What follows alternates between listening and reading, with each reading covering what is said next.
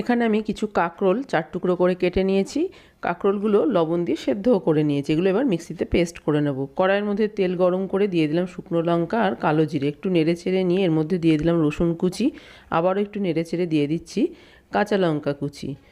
ঝালটা নিজেদের স্বাদ অনুযায়ী দেবেন। ভালো করে নেড়েচেড়ে একটু ভেজে নিয়েছি।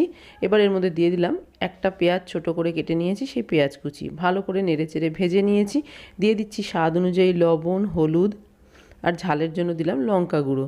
আবারও কিছুক্ষণ নেড়েচেড়ে নিয়ে দিয়ে দিলাম চিংড়িগুলো দিয়েও একটু নেড়েচেড়ে নিলাম, ভেজে নিলাম ভালো করে। এবার এর মধ্যে আমি দিয়ে দিচ্ছি কাঁকরোলের পেস্ট দিয়ে ভালো করে নেড়েচেড়ে নেব।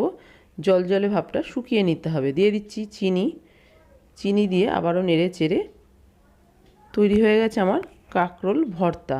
ওপর থেকে ছড়িয়ে দিলাম একটু কাঁচা সর্ষের তেল। আবারও ভালো করে নেড়েচেড়ে দিলাম। গরম ভাতের সাথে এই ভর্তা খেতে কিন্তু